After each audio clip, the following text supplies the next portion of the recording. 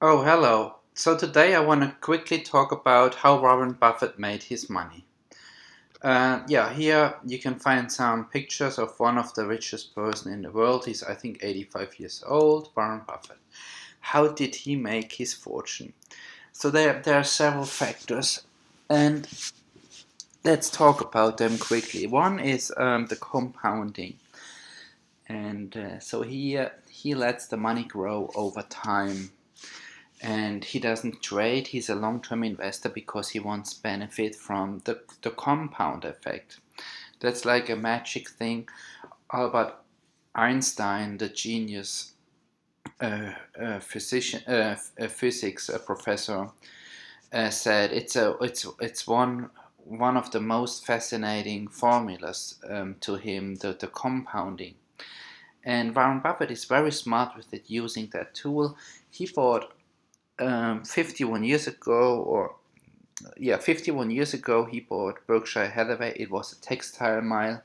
It was a struggling business, and he thought he had a good deal buying it, but it wasn't really because the core business was struggling for many years, and so Warren Buffett had to shut down the textile business. And he started that corporation, Berkshire Hathaway, as a shell company. And he started to buy companies into the shell. And that's how he built a conglomerate.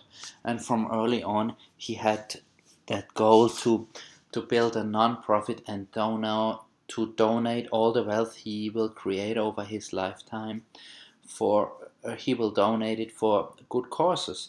And his wife agreed, so they made a deal in very young years, and I think that was a big motivator for him. And yeah, let's look quickly at his annual letter.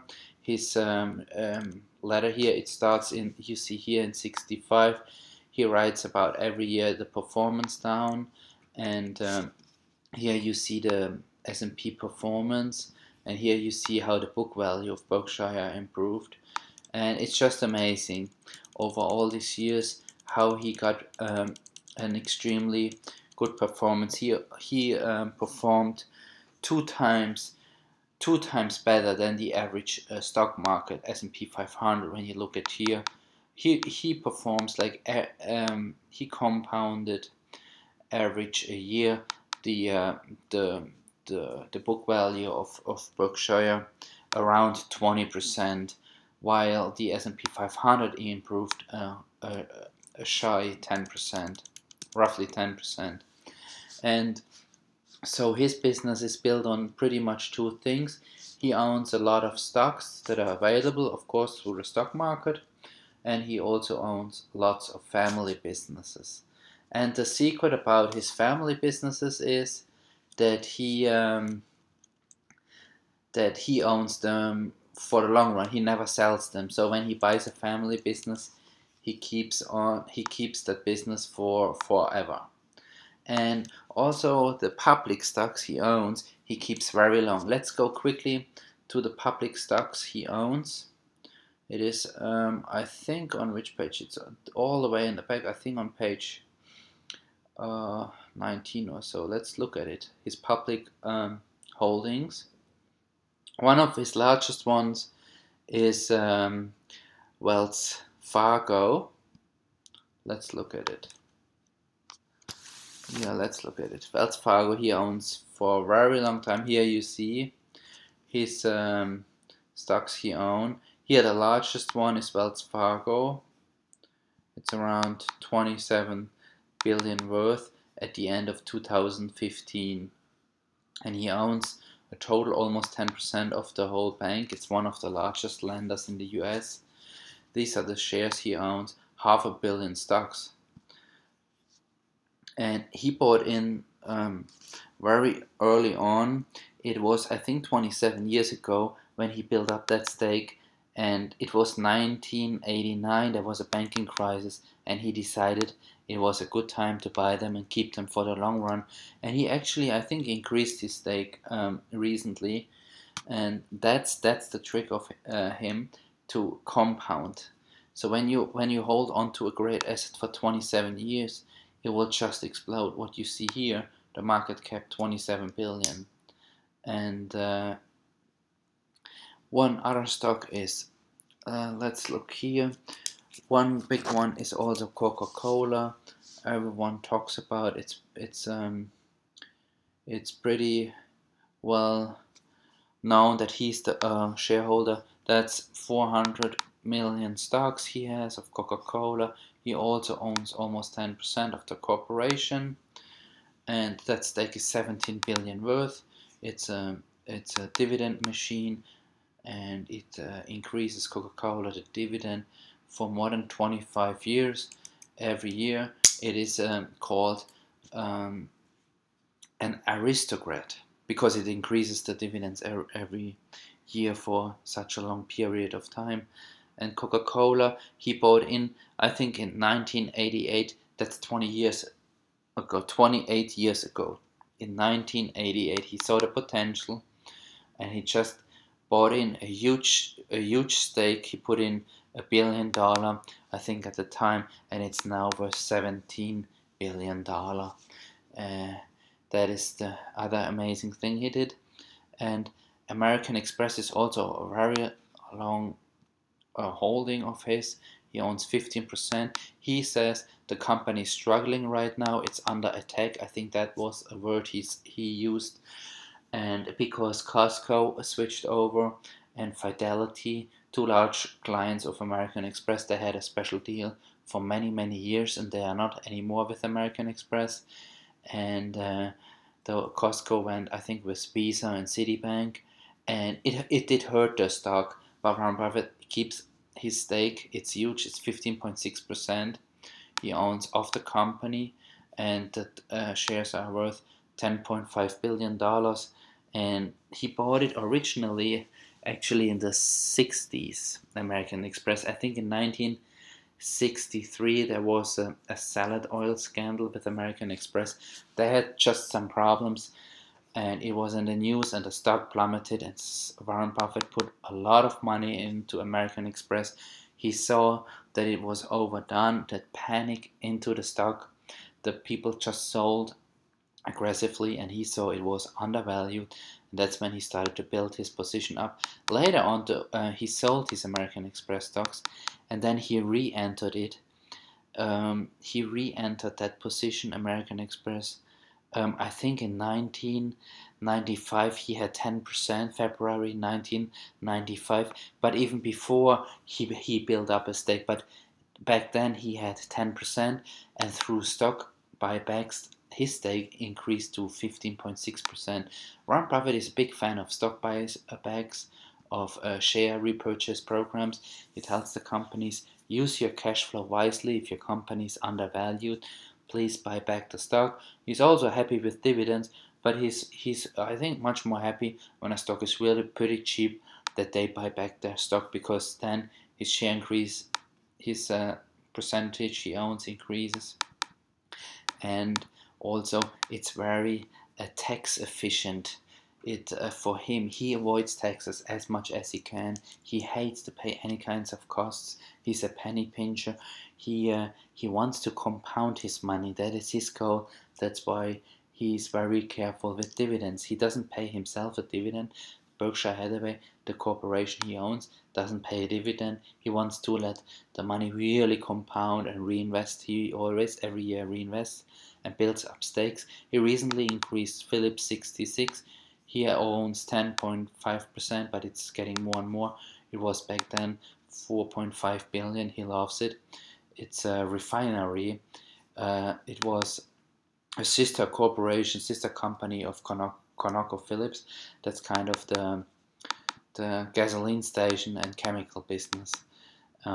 He thinks it's a greatly position with the cheap oil. They have nice margins. Okay, what else is he doing? Procter Gamble, he owns for a while. The same thing. Over decades, he kept on holding this. Originally, he entered that corporation through his ownership. Through his ownership of Gillette.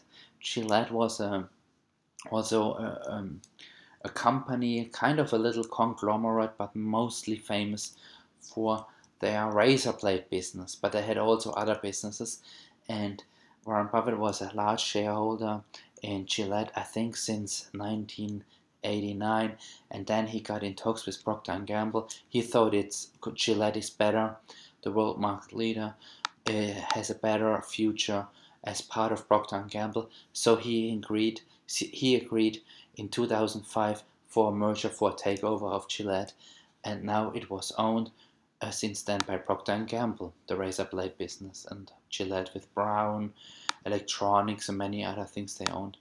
And now he recently did a deal again, Warren Buffett. He took over Duracell, the battery business. Duracell, it's a brand business, but it's also struggling. But he got a good deal. He bought it from Procter & Gamble, the whole battery business, and therefore he gave back this kind of stakes he owned, $4.6 billion. So in the next annual shareholder report, this position will be gone, and he will own 100% of Duracell. That's what he likes more, these family businesses. Okay, so we have talked about Moody's. Maybe we can talk about Moody's. He owns this one since 2000. I mean, the year 2000, think back, it was crazy about electronics. It was and internet. It was a year when AOL, Yahoo, Microsoft got like crazy valuations, and that's when he bought like a boring business that is just doing the rating business. It's kind of a duopoly. There's not a lot of competition. There are just a few large players, and that's pretty much it worldwide. Yeah. So this was S&P. They have a rating company, Moody's and Fitch. Those three pretty much run the globe of the large ones. And he bought in the year 2000, and see what he made. He invested 248 million, and he got out. He made his money 10 times. It's a machine, Moody's, enormous margins. It's a quiet business. It grows, but it has huge margin. It doesn't double like internet stocks, but it grows steadily, and that's what he likes. But he owns it also. For a while, most private shareholders don't own companies for that long. If you look at a discount broker, typically people hold their stocks maybe 1 or 2 years. That would be a long time. Warren Buffett holds them for decades. Think about Coca-Cola, 28 years. Wells Fargo, 27 years. Moody's, 16 years. That's how you get compounding. Or American Express since 1995, and so on and so on. And yeah, so it's really amazing. He owns also IBM. He kept on increasing that stake, but it's not doing so well. Now let's look at the stock. How do they look? Let's look at IBM. He buys that pretty much in the last couple of years. He bought a lot. Let's look at the stock, how it looks like. It's over 100 years old. He likes very old businesses. When they pay for forever dividends. And look here, it's troubling. The business is changing. But in the past, a crisis like that, what we see now, was always a good buy. What here, it comes always back. And look here, the dividends. What kind of a machine? Every quarter they pay out a dividend, and they keep on increasing. 55 cents, 85, 95, 95, 91, $1.30. It goes up and up. And here the cash flow. That's also, it is struggling. It's not growing, IBM, because the business model is changing. And we have more in the cloud, and the whole structure of the IT is different. Look at struggling Hewlett Packard and so on. But here the cash flow is still very healthy. In the last year in the last quarter it was 5.6 billion. And let's see. So that's what he likes. Look, that's what Warren Buffett loves, this stuff. Cash flow. 17 billion last year they made. 17 billion. And they invested 3 billion. So if you take the 17 billion minus the 3 billion, you have a free cash flow of 14 or so billion, and that's what Warren Buffett loves. What do they do with the cash? They, of course, they invest internally, usually 3.6 billion. You see here, average a year. They pay dividends, almost 5 billion, and you see here they increase it from 4 billion, 4.2 billion every year, a little more dividend, and they buy back shares very aggressively, and therefore even they took on that load. That might be an aggressive step, but Warren Buffett likes it. He's buying, he's trusting them. Look here, they have that of here the difference. That's the debt load they have. So they have many billions here in debt when you look at it. That can be, some people see it critical. I don't. I don't like to think like him, and I learned from him. But he says, Warren Buffett agrees. He says, he's honest. He says, maybe this doesn't work out. That's his IBM holding. He owns 8.6% of the outstanding shares, or he owns 81 million stocks valued at $12 billion. Here you see. And his stake is growing.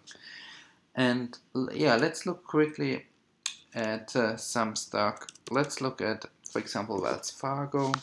There you can see what he loves. He loves cash flow. That's what he loves. And wait, I have here a mistake. Wells Fargo. Here, what I said before, in 1989 he started to buy. They pay a 3.1% dividend yield. Wells Fargo. Look at that stock. This is the time Warren Buffett loves things. This was the financial crisis when the stock went brutally down. This was panic.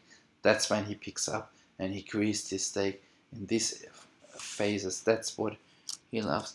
But originally he went in 89. Let's look, 89. It's around here. You can't really tell. It was around here. The stock was like $2.40 or what, and now it's $50. It's just a machine long-term holding. Just he kept on buying and holding on. Here you see his position. Berkshire Hathaway. Here the shares he owns. No, here. The number of shares he owns. 480 million shares, or almost 10%, valued at 23 billion. Warren Buffett is also, by the way, a shareholder of Bank of America, but not directly. You can't see him there as a major direct holder. He's indirectly an owner, and he has like an indirect ownership, and it's one of his largest stock holdings, also Bank of America, because the stock is pretty much below book value, and he likes that. And it's large. It's a large brand. It has a good name. Of course, they're struggling after the financial crisis. There are still issues. Look here, it's not doing, the last 5 years is really like sideways since a few years. Look here, 10 years, it's brutally down, but Warren Buffett is a big shareholder now. And here you can see why he did. Stocks are cheap right now. Here, price to book value, it's a 37% below book value. That seems like a pretty good deal if, of course, they get their business moving. They are still struggling. They had in the past a lot of fines to pay.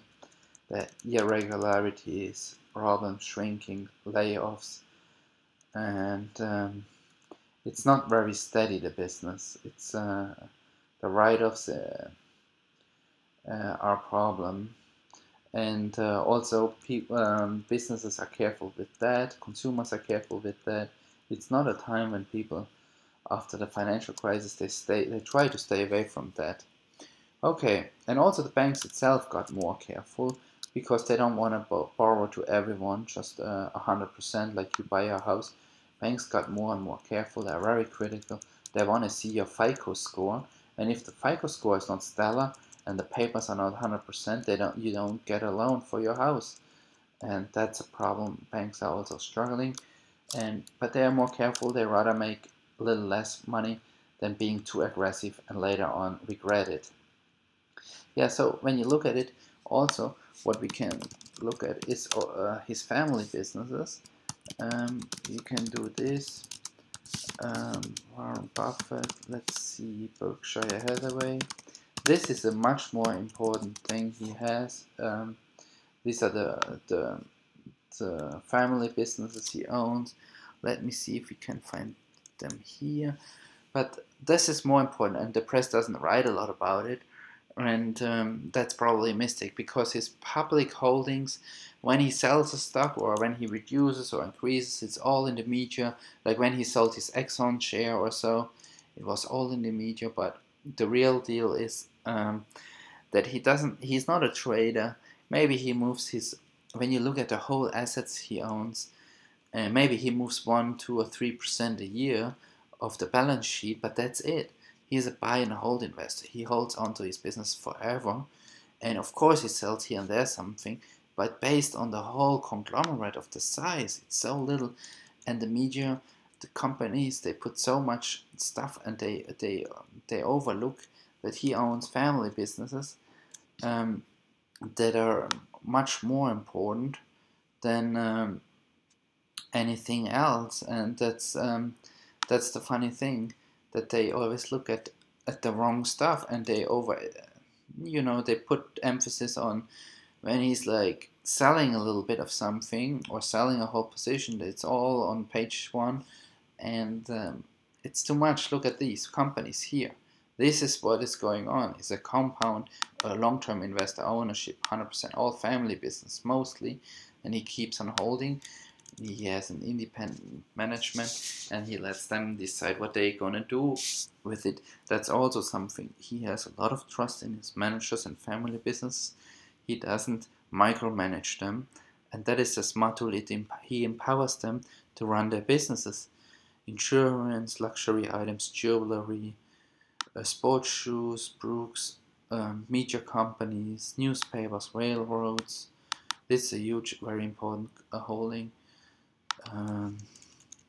It's a Duracell, the batteries I told you before. He bought from Procter Gamble, and like here, clothing, underwear business, Fruit of the Loom. It was struggling. It was out of bankruptcy. He bought that. Geico, one of the largest direct insurances, very important. And you can go here through. These are non-public companies. He owns mostly 100%, and he lets the management do what they think is the right thing to do. He doesn't interfere a lot. He just lets them work, and that empowers them. And that's how those businesses go and improve and make him a lot of cash and money. It's the trust and the freedom he leaves them. Here are the minority holdings, the public holdings I talked about. I told you about. When you go through, they're like Costco. He owns for many years. Walmart he owns for many years. So pretty much well-known brand, blue chips, strong brand. He likes Verizon because of the high dividend, a strong business. It doesn't go away very soon. The cell phone, everyone has a cell phone. And if you look at it, it's really impressive. Now, recently he bought Apple. He added that one. But these were his two managers he has on board. They bought Apple. They thought it's a stellar deal. And let's look quickly at Apple. Why did they do that? He bought Apple for roughly $1 billion. And they think, at Berkshire Hathaway, his managers think it's a stellar deal. And they think it's a value stock. That's Warren Buffett's strategy, value investing. He learned from Ben Graham, his professor at Columbia University. Here, look, a big correction, but look, the long-term chart. It's a machine, that stock. Look here how it exploded. And every time the stock went down, it was a good time to buy, and that's what they did. Look at the valuation. Apple stock. They have the PE ratio, that means how many times you pay for the earnings. That means 11 times you pay for the earnings. Here, 11 times. And that's not a lot. You get a dividend yield with Apple. And he just likes it because it's also a cash flow machine. But the problem is the business is not growing anymore. The revenues and earnings are shrinking. That's why the stock is under pressure. And investors are worried if Apple can grow back again, because the market is oversaturated with smartphones, and it takes a while. Here it is the yearly, you see the quarterly business is shrinking, but the Berkshire team is not worried about. Look, they still make $10.5 billion in net earnings. That's a lot on $50 billion in revenue. That's a huge margin. That's a 20% margin. That's not very often. You cannot find that one. The revenue is larger than many countries make. And yeah, so this is a interesting stock, and I hope I told you what the strategy is of Warren Buffett, why he's so successful. He makes money because he's a long-term investor in large corporations with lots of cash flows, very healthy corporations. He buys them when they struggle. He loves in a crisis, he loves a recession, and he likes but good brands, good names. Think about Gillette, Apple, Wells Fargo, great names, American Express, Procter Gamble. This is the stuff he loves, and his holding period is forever, many decades. He doesn't trade, and that's how he get the compounding. He's very frugal. He's very cheap. He watches the costs. He doesn't throw around money. He once has a great goal. He wants to donate all his wealth he made once he's leaving the world. Okay, that's a great manager. I hope you could learn a little bit. If you liked that video, please give me a like or please comment. I would be happy to share my thoughts with you. Okay, bye.